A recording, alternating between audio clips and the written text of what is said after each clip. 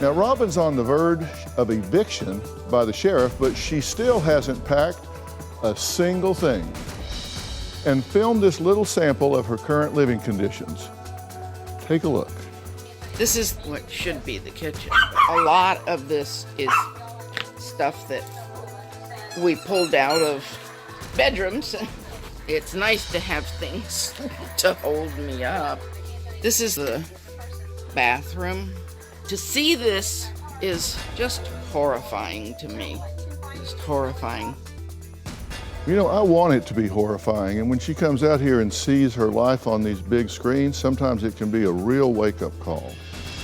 Now, Tracy says she's kept her mother's dirty little secret for a long time, and dirty is not a big enough word.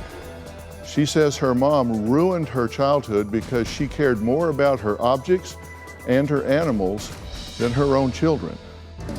My mom has always been a hoarder. My mom's house is vile. She has a very hard time throwing things away, even trash. She'll hang on to newspapers, books, childhood toys. My mom is an animal hoarder as well. There's flies buzzing around. There's dog poop, cat poop. It's overwhelming. She has hoarded everything from chickens, horses, goats, tortoises, but mostly dogs and cats. So right now she is living with 6 dogs and 1 cat. My mom wasn't always around when we were kids. She was pretty absent.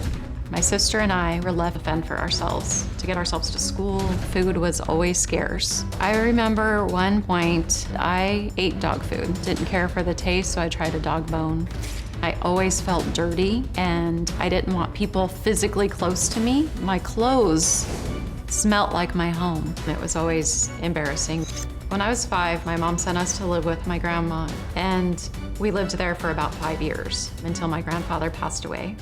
My mom has done immense damage to me psychologically growing up. When I've tried to confront my mom with things from the past, she gets very explosive, very defensive, and you're left to feel like a horrible person because she's sick. I do want her to recognize the damage she has done. In the last 5 years, my mom's hoarding has gotten so out of control. She's on the verge of being evicted, and that really scares me. My mom is very self-sabotaging. She's her own worst enemy. We have all tried to help my mom. There's just no point. We're just gonna end up right back here again. Well, it's been 8 years since Tracy paid a visit to really observe her living conditions. Now, our cameras were with her for her emotional return. We're outside of my mom's house, and it's probably been about 8 years since I've been inside the house. The nose has a memory, I guess, because just starting to smell it as I walk in has a profound psychological effect on me. Here, let me sweep up. Yeah, the mask doesn't really help. Babies. All right, so this is the living room. There's actually furniture under here. There's a couch. This smell is pretty hard to bear right now. I just can't even describe it. Walking through is like an obstacle course. You cannot even go a step without stepping on something. I take you to the grocery store. Where are you putting groceries? Oh, dear God. I don't know even what to say. I know this isn't healthy.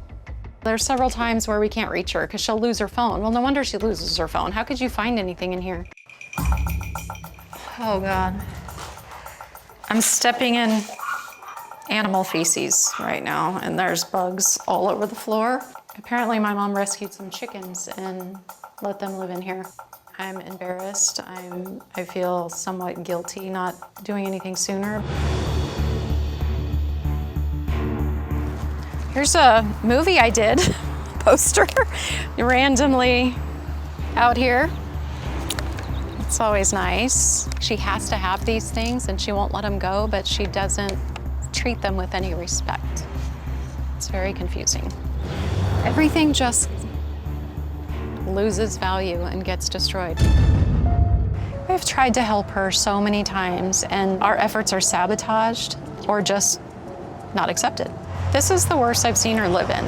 I'm the one who has to pull up to this driveway and worry.